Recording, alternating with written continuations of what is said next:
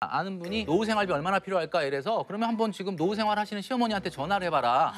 전화를 딱 했더니 시어머니가 하시는 말씀.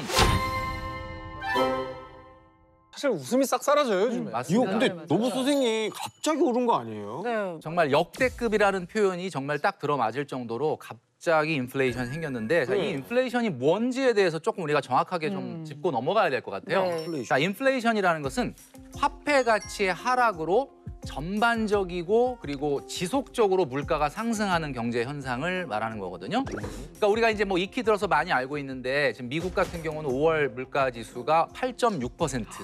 그다음에 유럽은 났더라고요. 7.5%. 우리나라도요. 우리나라도 2008년 금융위기 이후에 14년 만에 최고치를 기록했는데 바로 5.4% 정도를 기록을 했습니다. 와. 이게 근데 진짜 큰 차이거든요. 지금 난리 났다. 아니 어쩐지 마트 가도 네. 너무 비싸니까 뭐 맞아요. 조금만 사도 10만 원 이상이 맞아요. 넘어가더라고요. 이렇게 그 정량제 봉투 이제 사오잖아요, 사람들이. 그거 하면 진짜 몇 개 없어요. 맞아요. 이렇게 미친 듯이 정말 물가가 오르는 게 아무래도 이제 국제적인 일이다 보니까 이게 러시아와 우크라이나 간 전쟁이 영향이 있지 않을까 네, 그렇게들 많이 맞습니다. 얘기하시더라고요. 우리가 이제 그 지금의 인플레이션 현상을 한 3가지 정도로 볼 수 있는데 우리가 좀 전에 상진 씨가 얘기하셨던 우크라이나 전쟁. 이 전쟁으로 인해서 이제 세계 어떤 공급망이 좀 붕괴가 되다 보니까 네. 에너지 이 가격 그리고 또 원자재 가격이 폭등을 하고 네. 이 폭등한 것이 결국 생산자 물가를 자극을 해서 결국 생산자 물가는 시차를 두고 소비자 물가를 자극할 수밖에 없습니다. 사실은 더 근본적인 이유라고 볼 수가 있는데 이것은 2008년 이후에 오랫동안 전 세계의 주요 국가들이 거의 마이너스에 가까운 금리를 지속해 왔거든요. 미국 같은 경우는 10년 넘게 거의 0.25% 이하의 금리. 그리고 우리나라도 2016년 이후부터 1%대 정말 말도 안 될 정도로 낮은 금리를 계속 유지하다 보니까 통화량이 폭발적으로 증가를 해서 지금 현재 부메랑 현상이다라고 볼 수가 있는 거죠. 거기에 이제 한 가지 더 덧붙인다면 미국이 이제 이 인플레이션을 좀 극복하기 위해서 지금 금리 인상을 굉장히 속도를 내고 있지 않습니까? 그렇더라고요. 그러니까 금리를 너무 빨리 올리니까 달러 가격이 너무 빨리 올라가는 거예요. 달러 가치가 이렇게 상승하게 되면 저개발 국가, 그러니까 예를 들면 제조업이 좀 취약한 국가들 같은 경우는 달러로 생필품을 외국에서 사와야 되는데 그렇죠. 달러 가격이 너무 비싸지니까 물가가 올라가게 되고 이런 저개발 국가들이 주로 보면 원자재를 많이 만들어내는 나라다 보니까 이런 나라의 물가가 올라가면 그것을 수입해서 우리가 또 수출을 해야 되는 우리나라 같은 경우에는 당연히 소비자 물가가 올라갈 수밖에 없는 이런 것들이 복합적으로 지금 작용을 하고 있는 것 같습니다. 한두 가지가 아닙니다. 좋습니다, 선생님. 뭐 인플레이션이 뭔지, 물가 상승의 원인이 뭔지 잘 알려주셨지만은 뭐 이게 어떤 건지 확 와닿지가 않는데 조금만 더 뭐 좀 구체적으로. 쉽게 설명해 네. 주십시오. 제가 재성 씨한테 한번 물어볼게요. 네. 치킨 자주 드시죠? 아, 저는 일주일에 2번, 많으면 2번, 적으면 한 번씩 먹습니다. 그죠. 치킨을 2만 원 주고 사 먹었는데 네. 어느 날부터 2만 1,000원을 주고 사 먹어야 한다면 2만 1,000원이나 2만 2,000원까지도 저는 괜찮아요. 그냥 먹어요. 오케이. 맞아요. 그러니까 지금 현재 1,000원까지 우리나라가 소비자 물가 지수가 5월 달에 5.4%, 네. 인플레이션 5% 시대가 현실화됐는데 이 5%라는 인플레이션이 우리한테 주는 영향은 치킨을 2만 원짜리를 2만 1,000원에 사 먹어야 된다. 이건 별 느낌이 없을 수 있어요. 네. 그런데 이렇게 한번 생각해 보면 어떨까요? 네. 매달 받는 월급이 300인데 네. 하루아침에 월급이 285만 원이 된다면 그건 좀 선 넘는 거죠. 그래서 약간 상도덕이죠. 그거는 그거는 약간 봐봐, 여러분 진짜 빈정상하는 거예요. 10만 원씩 매년 올려줘도 저희가 너무 작아요 하는 게 그렇죠. 뒤로 간다? 타격이 진짜 크죠. 자, 이거는 이거는 그 출연료가 깎인다는 게 실제 출연료가 깎이는 게 아니라 만약에 300만 원을 받았는데 네. 300으로 살 수 있는 그 구매력이 인플레이션 때문에 적어지는 거니까 사실은 똑같이 월급을 주더라도 월급이 깎이는 효과가 발생을 한다. 그게 인플레이션. 그러니까 월급은 같은데 내가 살 수 있는 건 훨씬 그렇죠. 줄어드는 거잖아요. 아, 이제- 쉽게 얘기해서 100만 원 주고 사던 물건을 네. 105만 원을 줘야 사는 거니까 그렇죠. 그런 이제 효과가 확 나타나요. 나는 이게 아. 생필품일 경우에는 지속적으로 빠져나가는 거잖아요. 그러니까. 이제. 아, 그렇죠. 그럼 이제 확 와닿죠. 네. 혈압도 오르고. 그렇다면 저희가 오늘 이러한 물가 폭등 상황을 극복할 수 있는 방법을 알려주실 수 있는 건가요? 네, 그래서 오늘 제가 준비한 내용은 바로 이겁니다. 물가 폭등 시대. 네. 정신 똑바로 차려야 살아납니다. 오.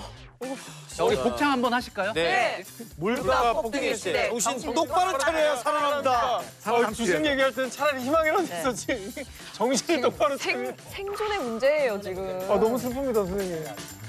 근데 어떤 방향으로 정신 차려야 돼요? 소비를 우리가 뭐 줄인다 이러면 굉장히 거부감이 있는데 우리가 핵심적인 건 뭐냐면 적은 돈으로도 과거와 똑같은 만족을 할 수 있는 소비를 해야 된다. 라는 거죠. 쉽지가 않을 텐데. 그러니까요. 혹시 혜정 씨 같은 경우는 소비가 네. 늘어나면 네. 행복도 늘어날까요? 만약에 제가 너무 원해서 사고 싶었던 거를 사면 행복감이 좀 늘어나겠죠? 그렇죠. 네. 예. 우리가 보통 보면 이게 경제학에서는 효용이라고 만족이라고 하는데 소비를 늘리면 당연히 전체 총 만족은 늘어납니다. 당연하겠죠. 네. 외식 5번 하는 집이 행복해요? 외식 1번 하는 집이 행복해요? 5번이 행복하죠. 아니, 5번이 행복하죠. 그래요? 네. 네, 5번이 행복하죠. 돈을 그럼 5배를 썼는데 행복 안 하면 안 되죠. 당연하죠. 큰일 나지. 큰일 나죠. 돈 쓰는 그런데 거지. 문제는 외식을 5번 하는 집 애들은 밥 먹을 때마다가 투정을 부립니다. 그쵸. 뭐 고기가 질기네, 이 집 별로네, 막 이런다니까. 네. 그렇죠, 그렇죠. 딱 한 달에 한 번만 한다. 그러면 잘 먹습니다. 네. 너무 맛있다. 이 맞아요. 그렇죠, 그렇죠. 외식 한 번에 만족, 효용이 올라가는 거예요. 그렇죠. 한마디로 무조건 소비를 많이 한다고 무조건 행복이 정비례하지는 않는다. 오. 이 얘기는 거꾸로 얘기하면 소비를 줄인다고 해서 또 행복이 또 정비례로 줄어들지 않는다라는 것을 말씀드리는 거예요. 야, 이거 쉽지 않네. 전문대학을 졸업하자마자 바로 취업을 해서 벌써 3년 차가 된 25세 임수연입니다. 저는 현재 프리랜서로 일을 하고 있어요. 네. 수입이 일정하지 않아서 돈을 모으는 게 참 힘이 듭니다. 멘토님께서 사회초년생은 5년 안에 1억을 모아야 한다고 하셨는데 평균 월급이 230만 원 정도가 됩니다. 이제 겨우 2천만 원을 모았습니다. 5년이 되려면 앞으로 2년밖에 남지 않았는데요. 저 같은 경우에 기간을 얼마나 설정하고 월급을 어떻게 설정해야 생활에 타격이 가지 않게 1억을 모을 수가 있을까요? 네.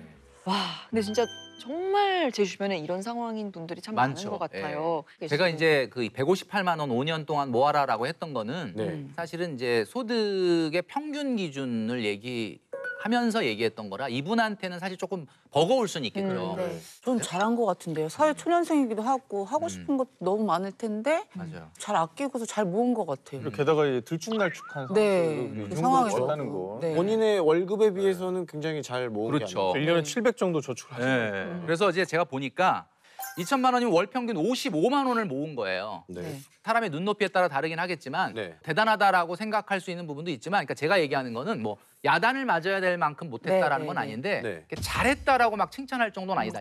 사실 이 프리랜서잖아요. 네. 네. 우리가 모든 재테크의 기본을 3가지로 얘기하는데 첫 번째 아끼고 모으고 불리고입니다. 아끼고 모으고 불리고. 근데 이분은 앞에 하나 더 붙여야 돼. 잘 벌고. 잘 벌.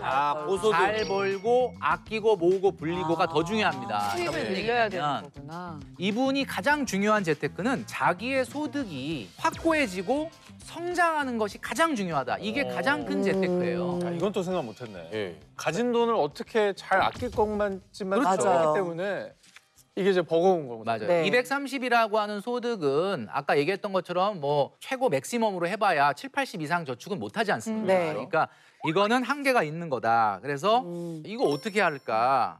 자, 많은 우리 시청자분들께서도 고민이 있으실 거예요. 왜냐하면 프리랜서뿐만이 아니라 요즘은 직장인도 월급이 똑같이 안 나와요. 그렇지 않습니까? 네. 보너스가 있으니까 맨날 들 수가 있어요. 맞아. 자, 이런 경우에 우리가 꼭 가지고 있어야 될 통장이 바로 저수지 통장이라는 거예요. 저수지? 처음 들어보는 통장이에요. 저수지 통장. 저수지라는 게 결국 이거 아닙니까? 비가 많이 올 때 물을 가둬뒀다가 네. 가물 때 꺼내 쓰는 거 아닙니까? 네, 맞습니다. 그러니까 제가 지금 오늘 말씀드리는 저수지 통장이라는 건 프리랜서는 매달 들어오는 소득이 일정하지 않으니까 어느 정도는 저수지 통장을 가지고 항상 230만 원을 꺼내 써야 된다라는 거죠. 그러니까 내가 어떤 달은 280이 들어왔어. 네. 그럼 230 꺼내서 50 남죠? 네. 저수지에 저수를 해놔요. 잘라놔야 되는 거. 잘라놔. 그리고 200만 원이 들어왔어 어떤 달은. 230을 써야 되는데 모자라죠. 그럼 저수지에서 30만 원 꺼냈어. 어머, 와 이럴 수가 있구나. 요렇게 이제 해야 된다는 거죠. 저수지가 말라 있으면요? 그러니까 저수지가 말라 있으면 안 되죠. 그러니까 어느 정도의 마중물은 좀 필요할 것 같아요. 그래서 이분 같은 경우는 저수통장을 만들어서 매달 230만 원을 꺼내 쓰는 시스템을 만들고 그다음에 적금을 이렇게 하시는 게 좋을 것 같아요. 적금을 좀 재밌게 해보자. 그러니까 1,000만 원 타는 적금 하지 말고 1,030만 원 타는 적금을 해보자. 1,030만 원. 조금 무리해서. 얼마냐면 85만 원 저축하면 1,030만 원이 나오는데 왜 1,030만 원이냐면 만기까지 딱 1,030만 원을 찾을 때 네. 1년 동안 고생한 본인에게 30만 원의 리워드를 하는 거죠. 와. 선물 내가 나에게 주는 선물. 30만 원 뭐 하실 것 같아요? 1년 동안 내가 고생한 딱 1,000만 원 만들었어. 네, 다시 집어낼래요. 다시 오, 100점, 100점.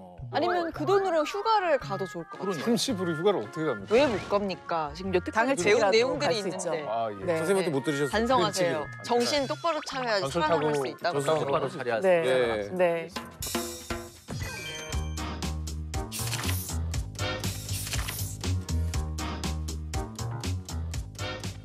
다음 사연 만나보겠습니다.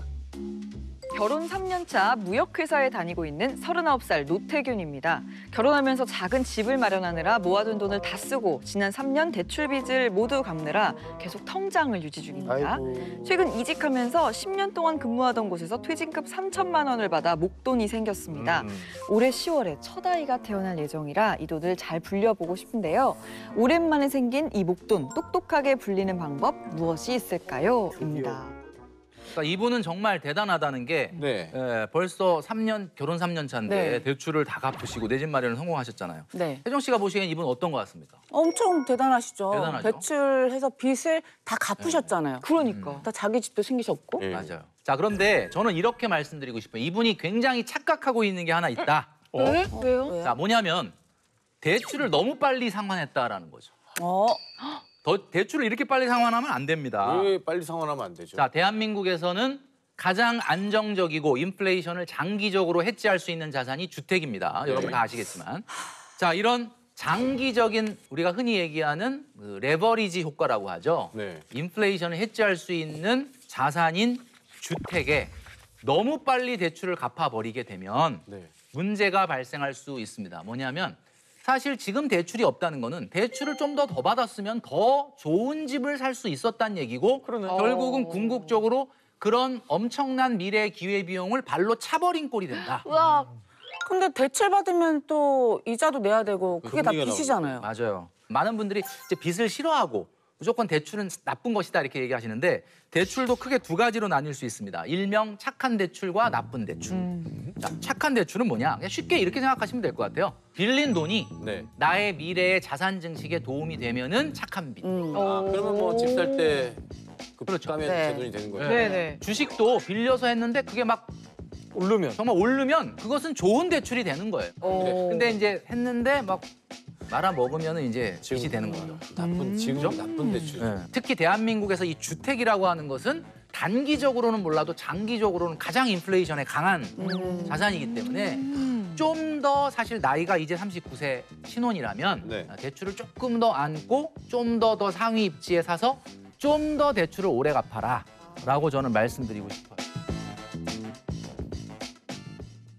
3천만 원 목돈을 어떻게 굴리면 좋을까라는 답도 주택이 이분이 목표가 완전히 끝난 게 아니기 때문에 주택을 더 올리는 쪽의 시드머니로 활용하는 것이 좋을 것 같다. 이렇게 말씀드릴 수 있을 것 같습니다. 오, 와, 좋은 꿀팁이다. 네. 네. 자, 현재 뭐 집도 있으시고 3천만 원의 여유 자금도 있는 상태신 거니까 천천히 좀 잘 생각해서 신중히 판단을 하셔서 네. 더 좋은 방향으로 관리를 잘하면 네. 참 좋을 것 같습니다. 네.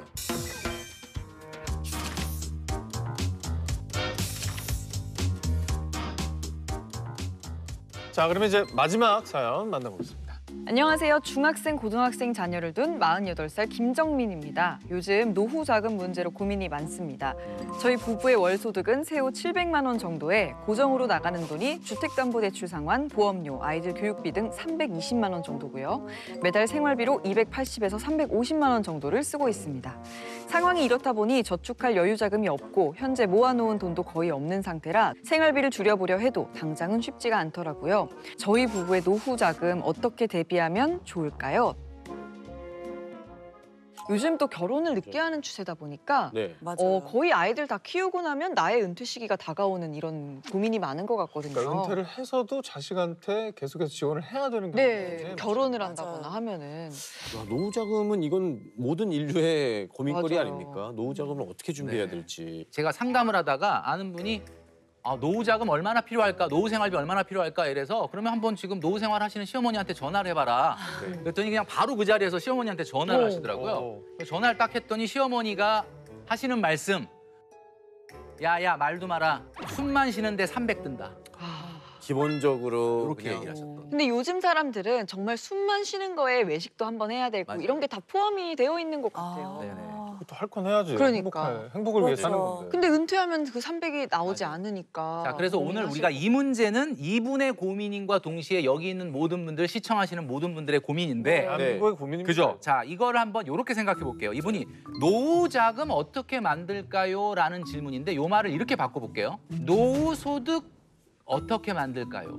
이렇게 한번 바꿔보겠습니다. 노후 소득. 그럼 은퇴를 안 자, 한다는 거. 노후 자금과 노후 소득 느낌이 좀 다르죠? 예, 네. 예, 예. 노후 소득은 왠지 노후에서도 계속 일을 해야 될 것 같은 느낌인데요. 아니, 꼭 그런 건 아니. 자꾸 노후 자금을 말이죠. 네. 네. 이렇게 목돈, 자산으로 자꾸 생각하는 아. 경향이 있는데 이렇게 되면 사실 안 된다. 노후라는 것은 매달 통장에 내가 회사를 나가지 않더라도 정확하게 내 생활비가 꽂혀야 되는 거기 때문에 현실은 노후 소득입니다. 그러니까 매달 똑같은 돈이 찍혀야 된다는 거죠. 노후 자금이라면 좀 큰 목돈을 얘기하는 것 같고 노후 소득이라고 하면 그 조금씩. 선생님이 얘기해 주신 그 현금 흐름 맞아, 현금 흐름. 매달 조금씩 나오게 만든 그 구조 맞습니다. 네. 요걸 얘기하시는 자, 거예요. 이거를 놓고 고민을 하시면 문제가 조금 더 현실적으로 다가오면서 예. 해결할 수 있는 방법들이 떠오르게 될 텐데 이게 뭐냐면 개를 들어야 되나? 개요? 걔를 그럼 막 대모임이요? 20년 개모임. 그러니까 앞번호 뽑으면 좋고. 네. 그러니까 한마디로 말해서 노후의 소득을 해결하기 위해서는 말이죠. 완전한 은퇴를 하지 않겠다라고 마음 먹는 게 제일 중요합니다. 네. 그러니까 여기서 많은 분들이 그래요. 아니 그럼 내가 빨리 하루라도 일해서 좀 벗어나고 싶은데 이건 은퇴를 못 한다 그러면 얼마나 괴롭냐 이렇게 얘기하시는데 제가 얘기하는 건 뭐냐? 세미 은퇴를 해라. 그러니까 세미 은퇴가 뭐냐면 노후 생활과 적절한 사회 활동, 경제 활동을 병행하는 거예요. 그래서 이거를 준비를 하셔야 되는데 취미와 관련해서 어떤 자격증을 따거나 경력을 쌓아서 뭐 그 일을 좀 하겠다. 물론 본인이 현직에 있을 때보다 높은 소득은 불가능합니다. 그렇지만 어느 정도의 경제 생활을 하면서 소득을 올릴 수 있다 그러면 노후 생활비도 줄어들게 된다는 거예요. 제가 여러분들한테 지금 미리 말씀드리는 이유는 은퇴 임박해가지고 안 되겠구나, 내가 일을 해야 되겠구나 라고 생각하시면 늦어요. 네. 지금 20, 30대, 30, 40대 때 미리 제2의 잡이 어떤 거를 선택을 해야 되는지를 준비를 하셔야 됩니다. 근데 여기서 말하는 제2의 잡은 막 생계형 경제활동은 아닙니다. 뭔가 자아실현, 사회 참여, 행복하게 할 수 있는 일을 찾아야 된다라는. 파트타임이라도. 그렇죠. 네. 근데 많은 분들에게 꼭 말씀드리고 싶은 게 정말 서글프다. 정말 내가 70, 80까지 일해야 되나 이렇게 생각하실까 봐 제가 노파심에 말씀드리는데 예. 지금 60세에 은퇴하시고 연금 따박따박 받는 공무원이고 은퇴하시고 편안하게 노후 생활 하시는 분들한테 물어봤거든요. 네. 뭐가 가장 힘드신가요? 라고 물어봤더니 그분들이 첫 번째로 한 얘기가 일하고 싶다였어요. 저희 엄마가 딱 어. 지금 그러니까 내가 필요로 하는 존재라는 걸 인식하는 것 자체가 되게 중요하다고 하더라고요. 네, 그래서 그런 준비를 같이 하시는 게 좀 완벽한 노후 생활을 준비하는 방법이다.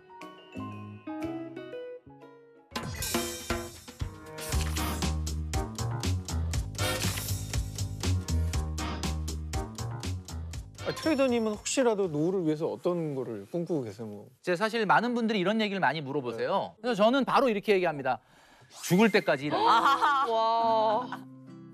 저는 이제 그런 걸 꿈꿔요. 아무래도 또 뭐 작가니까 네. 계속해서 뭔가를 만들고 또 쓰고 하는 일은 사실은 뭐 죽을 정년은 때까지 할 수 있지 없으니까. 않을까. 그럼요. 긍정이네요. 네. 언제까지 일하실 거예요? 죽을 때까지요. 썩어서 흙이 될 때까지. 아주. 근데 문제는 지금도 네. 죽을 것 같아요. 열심히 하겠습니다. 남편 화이팅. 요즘 참 마음이 힘든 시기잖아요. 네, 이럴 때 우리 웃으면서 새롭게 의지를 또 다지고 네. 어쨌든 우리가 또 겪어내야 되지 않겠습니까? 네. 용기를 갖고 의지를 갖고 네. 좀 잘 버텨내면 좋겠다는 생각을 해봤습니다. 네. 네. 우리 허리에 벨트 있잖아요. 네. 구멍 딱 한 개 정도만 조인다. 네. 이런 마음. 그러니까 네. 그 정도로 우리가 각오하고 이 어려움을 우리 모두가 이겨내야 되지 않을까라는 생각을 아, 뭐 해보게 든든하네요. 네. 든든합니다. 오픈합니다. 웰컴 아시안마켓. 이거 없어? 오픈합니다. 아마추어. 오픈합니다. 오픈합니다. 오픈합니다. 오픈합니다. 땡큐. 웰컴 아시안마켓.